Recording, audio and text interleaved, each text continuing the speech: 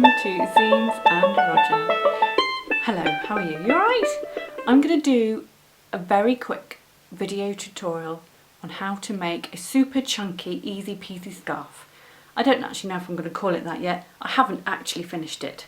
I'm still working on it, but I was inspired to film a video tutorial, so I thought I'd pop along and show you how I'm doing it. What do you need to know? Well, I'm using a 9mm crochet hook. This one is handmade, but you can use any, that's fine. I'm using two types of yarn. I'm using King Cole Explorer Super Chunky and King Cole Timeless Chunky. I am using King Cole because I am an ambassador for this yarn brand, and they gave it to me for free so I can play about and do with it as I see fit. And I see fit to make myself a scarf for the up and coming winter months. I'm using 8 balls in total. 4 are solid colours, 4 are these mild higgledy-piggledy coloured ones. I'm going to alternate them. That's my plan. It's working okay at the minute.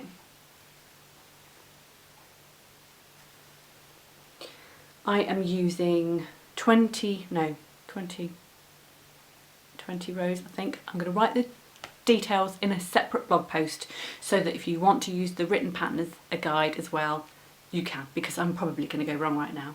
Already I can't remember if it's 18 rows per block or 20. They are all made using the same stitch, so it's dead easy to remember. It's the half treble stitch, which in US terms is the half double, because you may or may not know that US and UK slightly different terms for reasons that are unknown. I'll hop over to my table in a minute so we can have actual close-ups of the stitches and what I'm doing, so you know what's what. You can see how I'm doing it. But it could not be easier. All the stitches are the same, as I've said, and you just go along. The rows are very simple. You're doing the same thing every time. So let's get started. So with your super chunky yarn, get yourself a slip knot and chain. For my scarf, chain 29.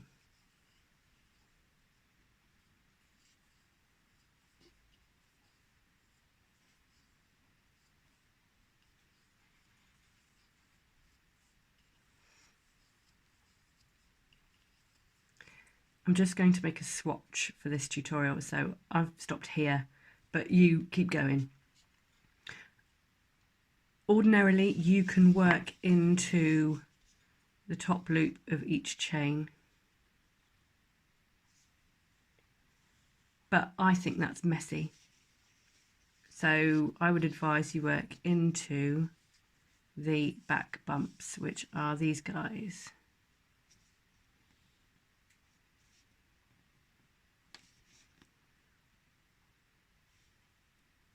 So work your stitches into those, and that creates a much flatter edge of your scarf. So skip the first bump, which is slightly smaller than the others because it's closer to the working end. So skip that one, yarn over, and into the first bump is where you put your hook. Yarn over, pull through 1, yarn over and pull through all 3. And you do that all the way along.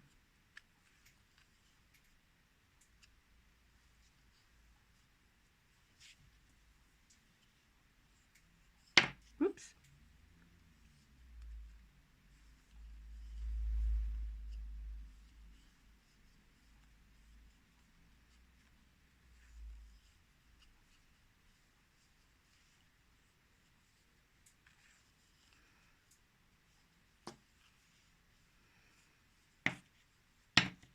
It might be a good idea to place a stitch marker in your first stitch so you can see where it is.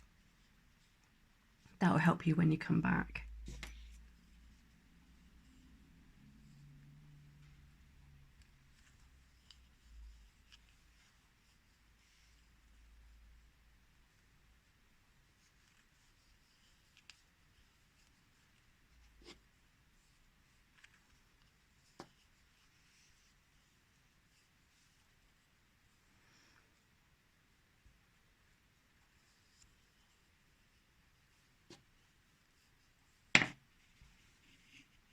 So hopefully your first row will look something like that.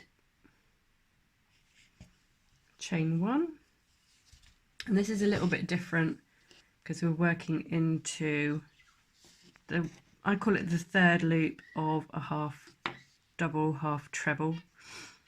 That's the same stitch. I've talked about that already, haven't I?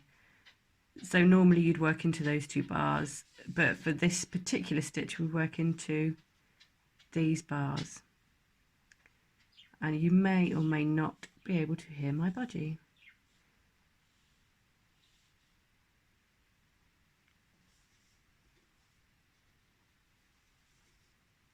So we're working in the front there. So this is the first one,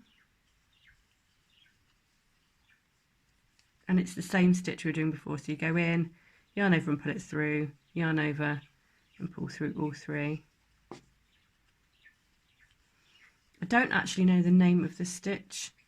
I could find out, I guess, but it's a close relation of the camel stitch, I would suggest. The camel stitch also creates a rib effect, which is what this does too. So the last one is this bar here. And if it looks a bit confusing and you can't really tell, you've put your stitch marker in, but you would have actually put your stitch marker in these 2. So where your stitch marker is, just look behind it and it will be that loop there.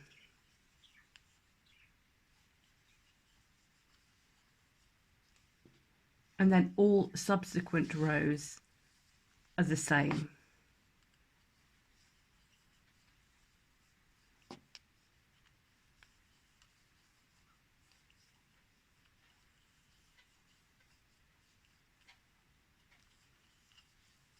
To make yourself a colour block scarf, I do 20 rows of each colour, and that pretty much uses up a whole ball of yarn. So you're left with very little at the end. And so you keep doing that and you create a rib, and that does actually come out on either side when you've worked a few more rows. When you've done 20 rows, you need to change colour. So I haven't actually finished my last stitch. Let me show you again. So on your last stitch, when you're changing colour, go into it, yarn over and pull through 1, and then finish the stitch with the new colour. So you just pull that through instead, and then secure it just by pulling a bit tight. And you can sew in those ends in a moment. And you do the same, you just carry on, but in your new colour.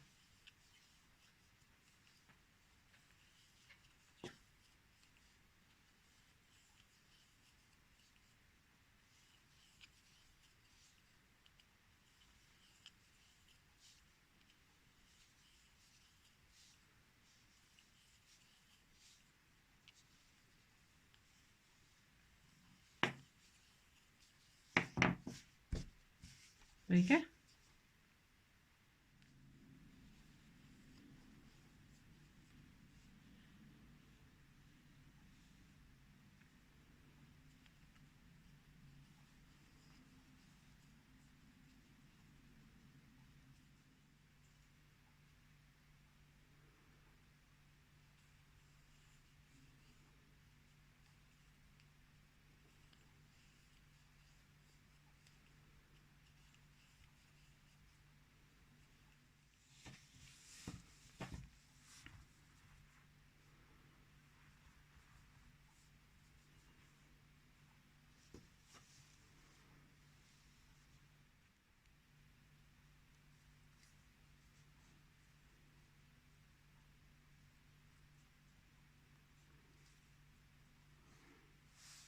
if you're really new to crochet, you might not even know about the best way of sewing your ends in.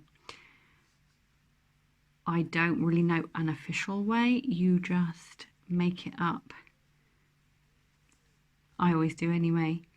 I'd like to stick to the outside of something rather than have an obvious lumpy bump where a colour change isn't quite as neat as I'd hoped. It's just basically a question of weaving your ends in wherever they sort of flow naturally and where you think a good hiding place might be. And then when you sort of have decided that you've done enough and it's acceptable, then you just get some scissors and cut off the excess. So you find obviously a needle that has a big enough eye to accommodate a super chunky yarn. And then I like to just give it a tug and then go for it, whack it in anywhere. But I thought I'd show you that just because you might not know.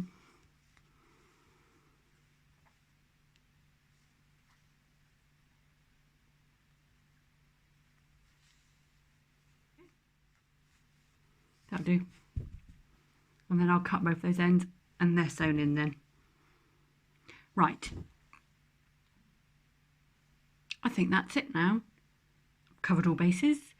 I do hope that you make your own scarf and you make it in time for winter.